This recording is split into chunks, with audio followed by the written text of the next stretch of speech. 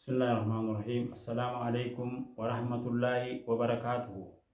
Ala fi keessa jiru hundinuu seenaa odaa maalirraa odaa Oromoon mallattoo godhanneef san qabxiileetti achi deemna.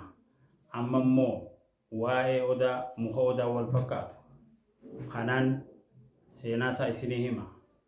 Odaan oodhaan ka'a. Oromoonis oodhaan kaati. Oromiyaanis oodhaan kaati.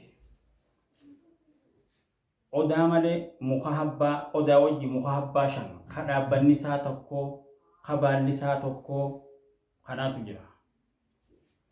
Maqaan adda baastaa ol kuttus dubbii waa odaan dabartu gakkuttus ammaas waa dambiin dabartu bar ammaas hiiloodhaa as garagaltu qilxuu fi hilintoo dhiigan agartu as lamaan jidduudhaan mee hama agartu maqaan adda baafna jara kana.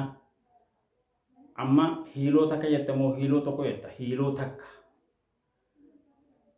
Hilintoo takka jettamoo hilintoo tokko jetta hilintoo takka jetta. Qilxuu takka jettamoo qilxuu tokko jetta qilxuu takka. Dambii takka jettamoo dambii tokko jetta dambii takka. Odaa tokko jettamoo odaa takka jetta odaa tokko jetta jechuudha. Inni dhiiraa jarri kaan dhalaa maqaa dhalaa qaban jechuudha. Maqannas jechuudha. Maqaa dhalaa qaban yaaminsaan isa odaa tokko tokkichummaa killee 18 tokko godhee ka deemu tokkichummaa waaqaatiin ka deemu saniitu abbaa odaa ta'a jechuudha. Kaan qilixxisoota ol kuttis dubbii waa odaan dabartu gakkuttus ammaas waa dambii hin dabartu bar ammaas hiiloodha as garagaltu qilxuu fi hilintoo dhiigan agartu as lamaan jidduudhaan mee hama agartu. Qabxiilee odaadhaa waa sagal qabaa fuulduraaf ittichi deemneetiin bal'isee isinii hima.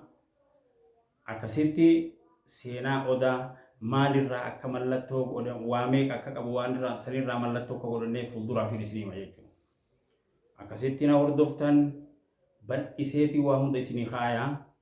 Salaamu alaikum wa rahmatullaahi wa barakaatuh.